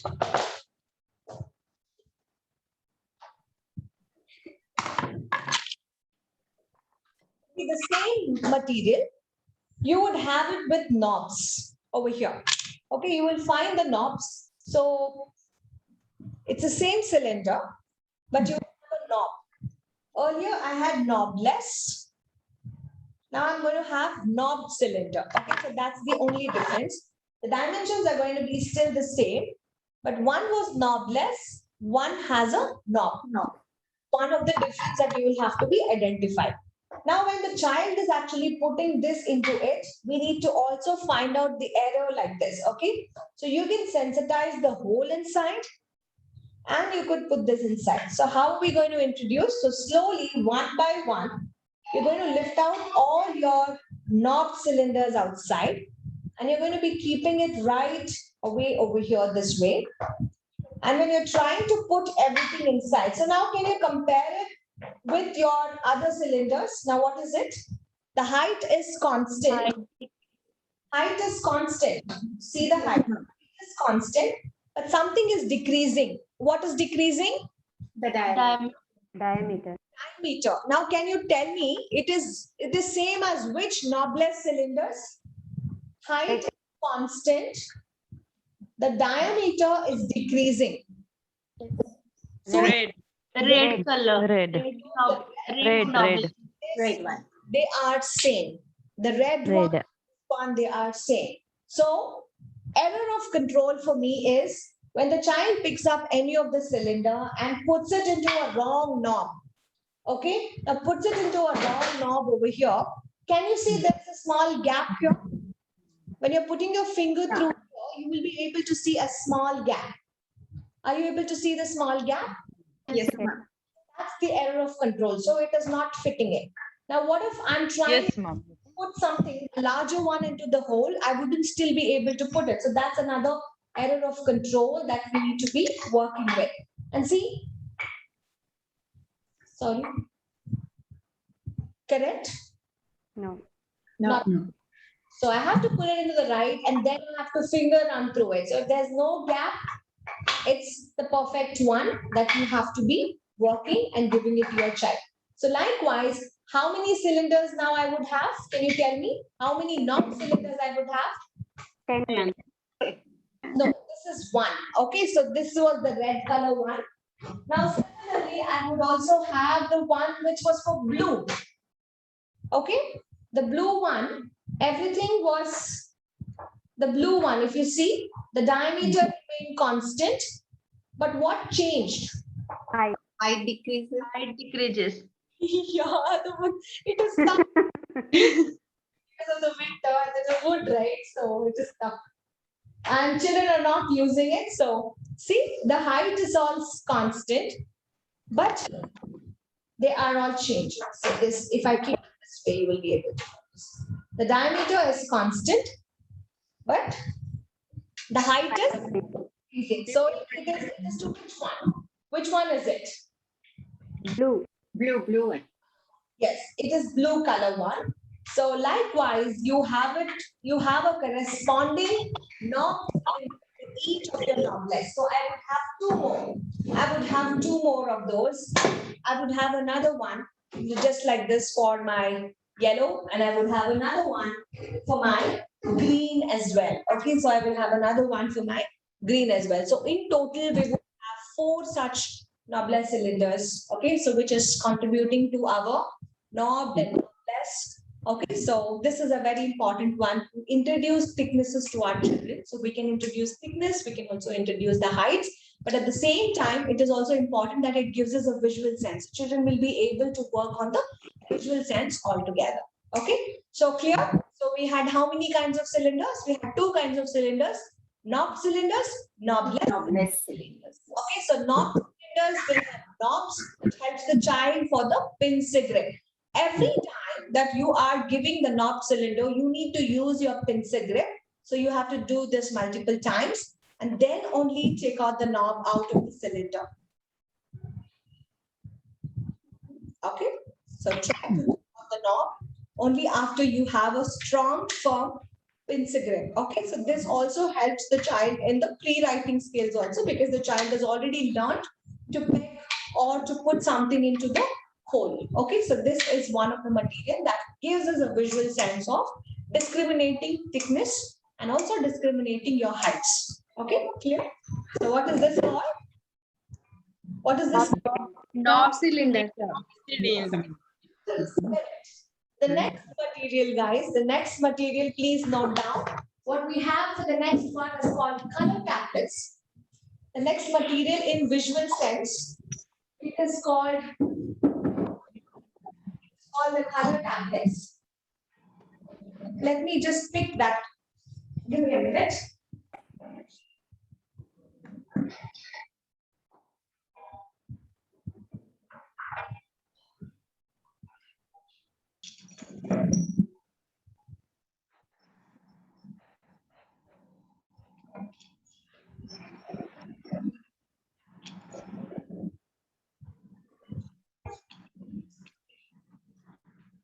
Okay, the next material is called color tablets. It's a visual sense material. And we have three such sets altogether. We have primary color. That's called box 1. Okay, it's called color tablets. We have the next one corresponding to our color tablets. Okay, so the first one being your box 1. First one is your box 1. So your box 1, it will have your primary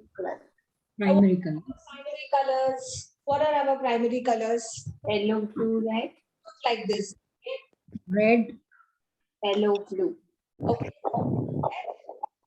Red, yellow, blue. Tablet, okay. Red, yellow, Blue. Blue. and your blue. So this is your primary color.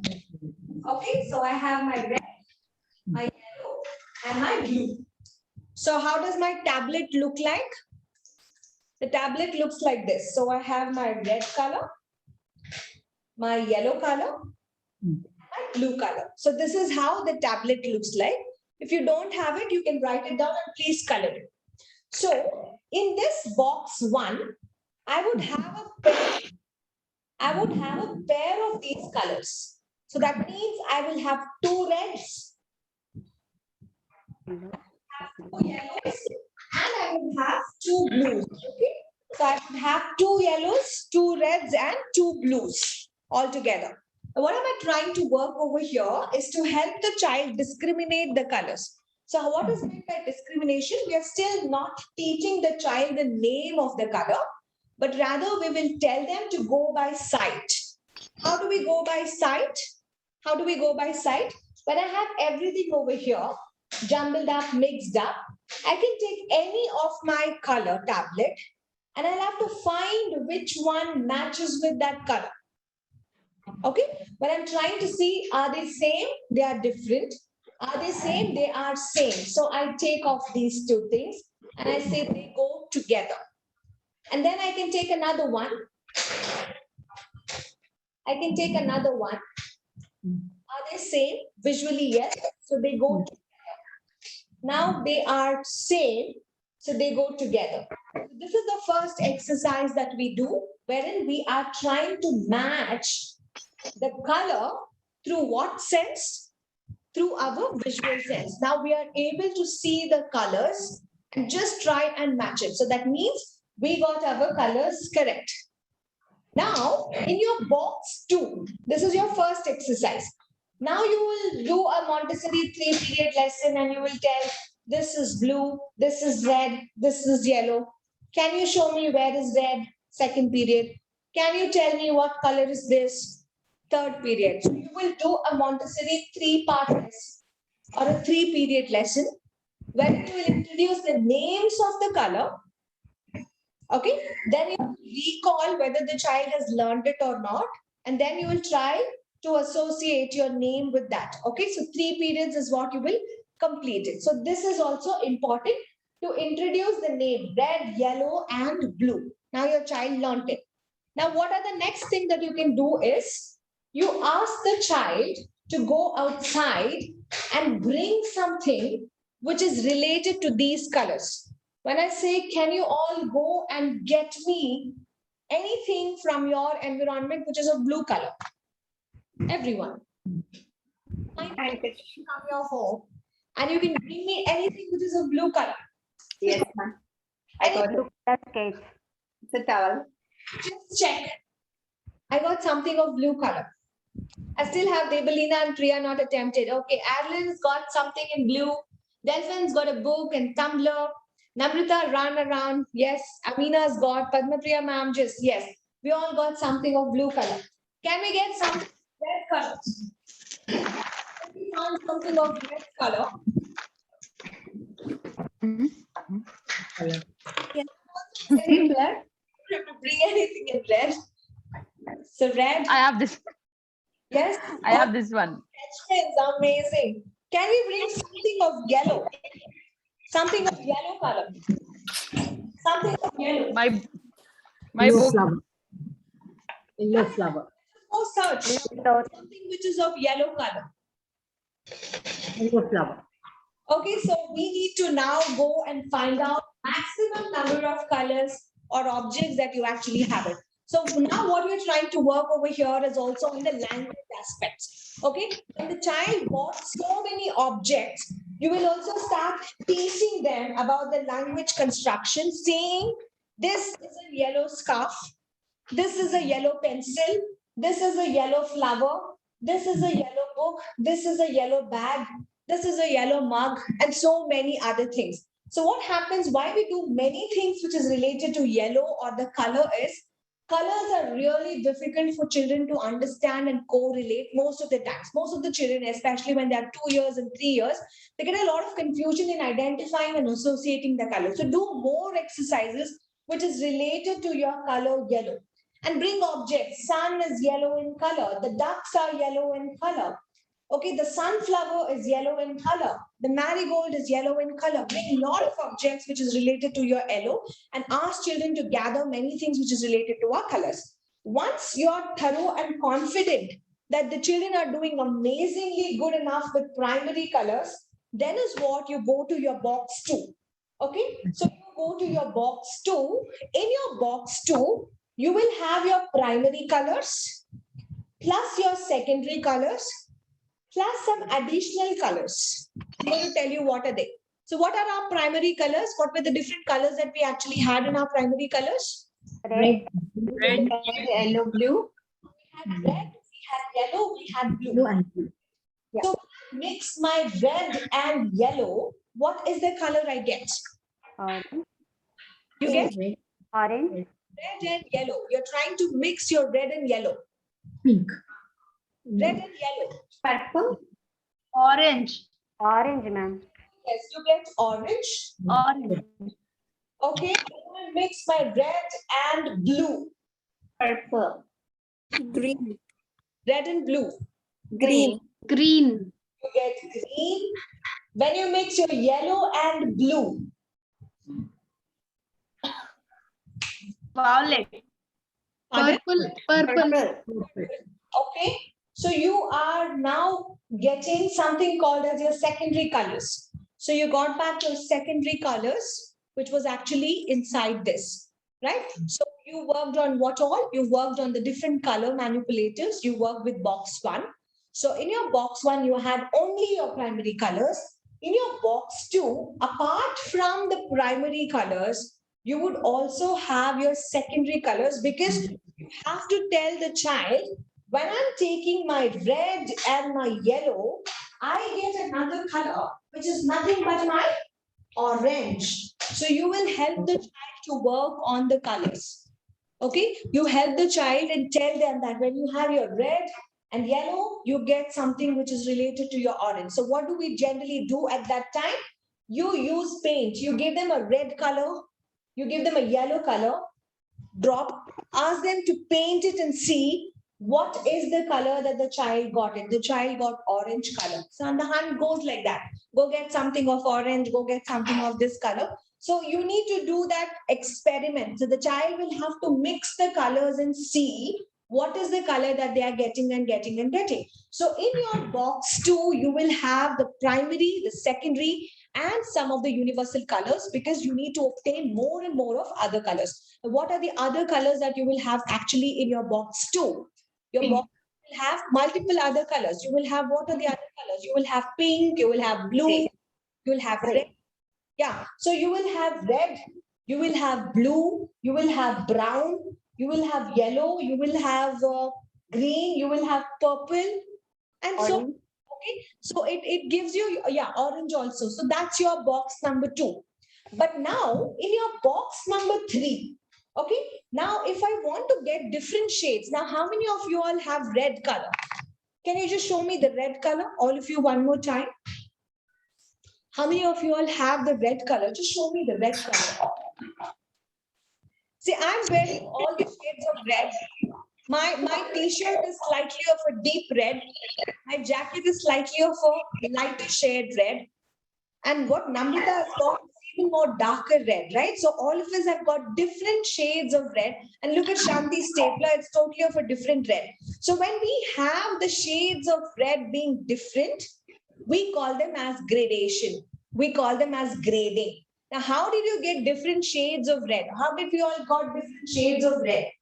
Right from the lightest red till the darkest red, we do have different shades. So in my box 3, I would have everything related to my grading.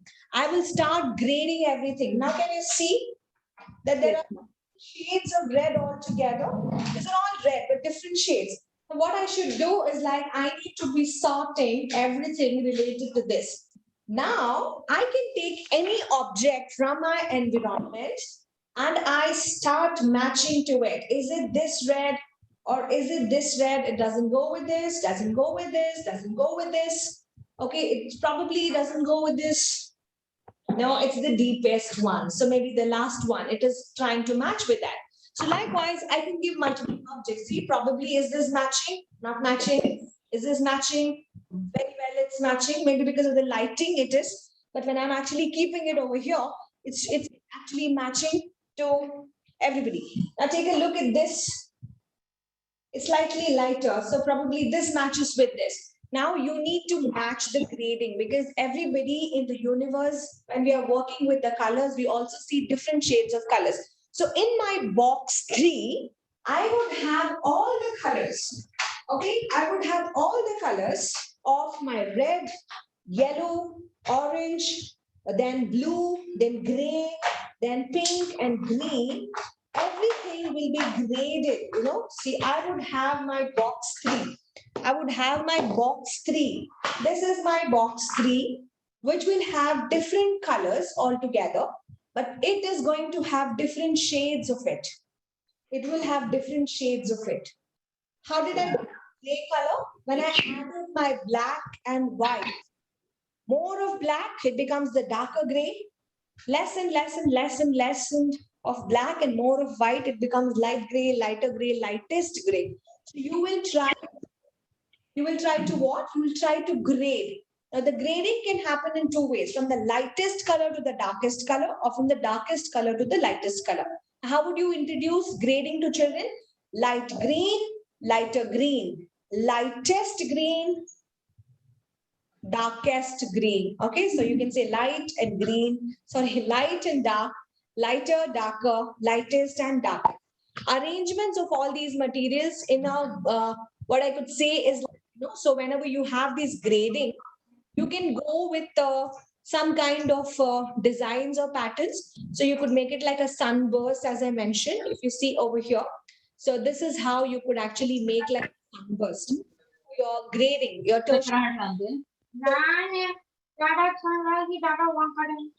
Okay, so you will be able to grade everything just this way. I'm going to be helping all of you to work on the grading. And you can also bring, as I said, like, you know, once you sort everything together, you can bring a lot of objects from your home around your classes and start grading to which color palette it actually can match with. So these are some of the exercises that you can actually do. So you have something, a palette of green, So you bring a lot of green things and keep it there and see which was the largest number or which was the largest color that objects that you actually found it in your classes. That's going to be really helpful. And if you have pegs especially, you can peg all of them and you could put them to the pegs. You can bring some things over here.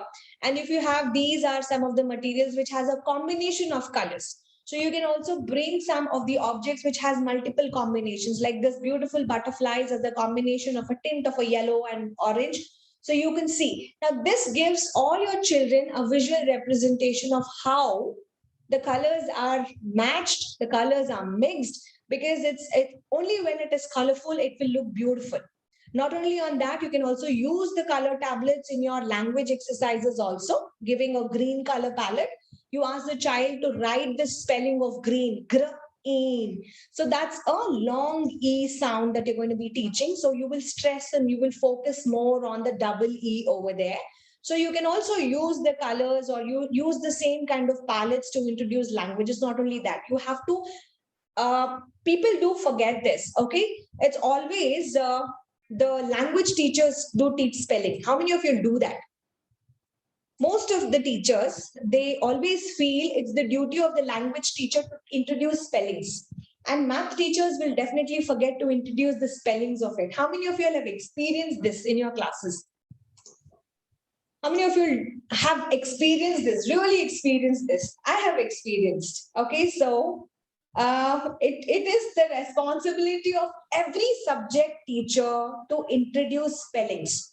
Now, when I'm doing my math class, if I'm teaching addition, you have to teach the child how to write addition. It's not your English teacher's job to teach addition. Okay, the child is only able to read the English lesson titles.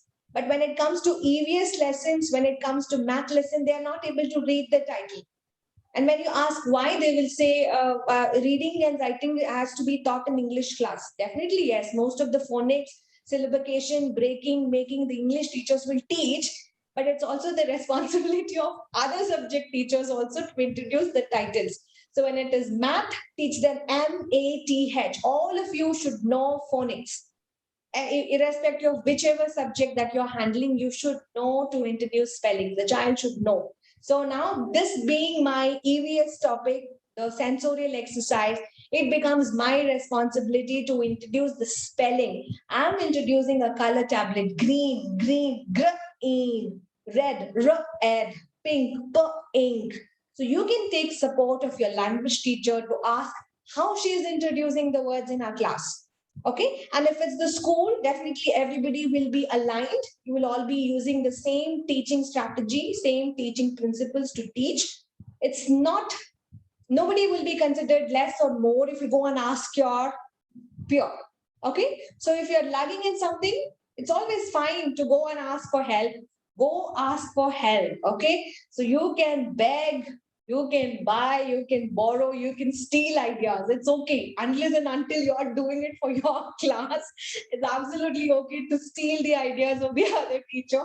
Use it for your classes. I know each teacher will be so competent enough. Okay, my class has to do the best. They will not share ideas. But it's okay to peep in and see what they are doing. It's okay to peep in and take some of the best ideas of what they're doing, implement it into their classes. I see big smiles. I don't know if you're all doing something like that in your classes or if somebody has already done it, but it happens and it is nice. It is going to be really healthy to all of you because you need to always do something better than what you have done today. Okay, so try and updating yourself with more and try checking a lot of blogs. There are so many blogs available. So try reading a lot of blogs. Try reading a lot of Montessori forums. Okay, you can just Google Montessori blogs. There'll be so many blogs that will come up. And the same material, they would have introduced it in a different way altogether. Okay, so adapt that. Try to work it out in a different way altogether. Okay, so that's it for today. And we have completed what all? Can we quickly have the summary of all of it? We started with our sensorial exercises. We have learned about the 5 senses: sense of hearing, sense of seeing, sense of touch, sense of smell, olfactory, sense of taste, gustatory. But we had learned only materials about the visual sense today. We have not gone to the other 8 senses. We have learned only materials about the visual sense. What was the first material that we introduced to introduce the length? We used Red rods. red rod. Red rod that was introduced for the length. And then what else we had? We had our pink Tower. Pink tower. We used pink tower for what? Pink tower For is the big Size and introduction small. of Big big and and small. small. To Big and introduce the small. sizes big and small, we introduced the pink tower. Then we had brown stairs. If you remember the brown stairs, the brown color. Yes, we used brown stairs for Thick and thin. Thick and thin. correct. Introduced the Thickness. thicknesses. And then slowly we moved towards knobless. And knobs. And knob. Knob. Yes, yes, knobless cylinders. And how many colors they were? Four Four. colors. Four colors. 4 colors, red, Blue, yes. green, yellow. Yes. Each one was introduced for defining what? Sorry, ma'am. Right and back. Ma'am, one more time. Repeat, ma'am. Question. The knobless cylinders was introduced to introduce what topic? Thickness and lengths. Lens. Yes, they were varying in particular dimensions, all of them, like height increases and then the diameter decreases. They had different dimensions and variations accordingly. So we use that. And then similar material to knobless was, which had a knob. Cylinders. Knob cylinder. Knob cylinder. And then slowly we got into our chromatic sense. That was also Colors. Colors. Tablet. we used a material called color tablets. Color tablets will have how many boxes? It will have Three. Three boxes. Three. box is called primary color. Primary. Box Secondary. 2, secondary. Box 3, Third color is for your Tertiary. tertiary. that was your boxes. Okay, so we have just done a part of our visual sense, and tomorrow we're going to see the other senses and other materials which is related to our senses. Okay, so that's it for today. We're going to sing along our goodbye song. So let's sing along a goodbye song. So let's stand up.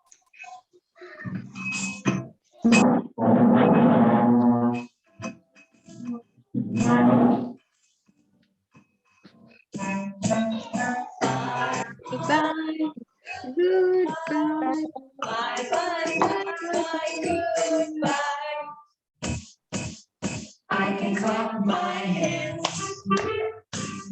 I can stamp my feet. I can clap my hands.